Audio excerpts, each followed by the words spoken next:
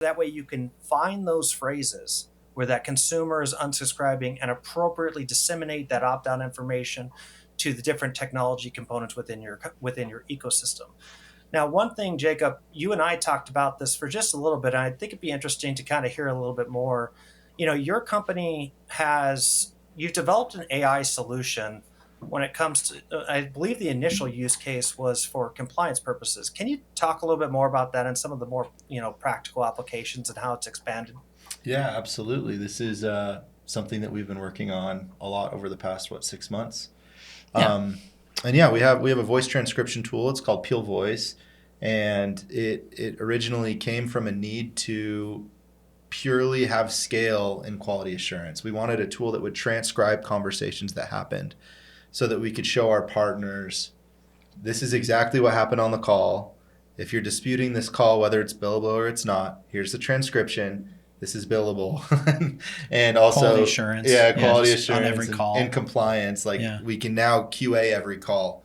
And that was pretty cool. But we got to talking. I think me and Brett were talking, and I remember we kind of had this epiphany that was, hey, if we can use these transcriptions for compliance, why can't we use these transcriptions to help our clients be more successful? So what can we tease out of this data that we're not currently teasing?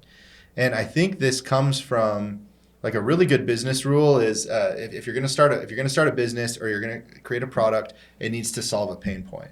And this originally was a pain point that we were having, that we were sharing with our partners. So Brett, do you want to talk a little bit about how we iterated on that? Well, I think it initially started because we had a client that I think owed us a bunch of money, and they were disputing a bunch of calls. Yes. And so we had this idea, like, well, we've started down this path of doing QA on all these phone calls.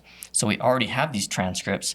What if we ran an LLM against those and asked certain questions of those transcripts? And so we were able to tease out what happened, and that helped us have some ammo to go back to that client that owed us money and tried to get them to pay it. But I think it's been iterated on multiple times now, and we have a whole internal team now, a handful of people dedicated to finding ways to query things out of these calls. And I think one of the big unlocks was when we kind of stopped just listening to an individual call and trying to tease something out, but we could look at batches of calls and see if there were trends or things that were happening in them. So that's been one of the things that's come about maybe in the last month or two, is seeing trends and things that are coming out. And the team that we've got, that's really, they're prompt engineers. They're doing really good things with learning how to ask questions of the LLM and get a valid response back. That's been seminal in being able to get more insights out of these. So that's been cool. That really is key, because the group that you mentioned, they had originally given us, they tried to do their own LLM on the calls that we had.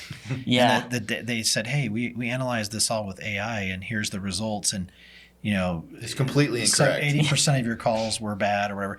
And we're like looking at the AI results they provided us, and then we're listening to those calls. It didn't add up. It was like not correct. And so, yeah, with AI, like, it really, there's so much of, like you said, the prompt engineering and the training of the LLM to make sure that it's getting you the right results. Mm-hmm. I mean, it's easy to generate an AI platform right now that can generate results, but are they accurate? Are they are they giving you the right data back? Well, and there's a handful of platforms that do similar things, but our approach has been we're going to be very consultative and iterative, and then with the data that we get back, we're going to make it beautiful and be able to show insights out of it. So those have been sort of our leading principles in how we approach it. And there are a ton of use cases that we've kind of unlocked as we've been sharing this with clients. I think we've talked about kind of like 5 core tenets that why we think it's valuable. One is the compliance piece.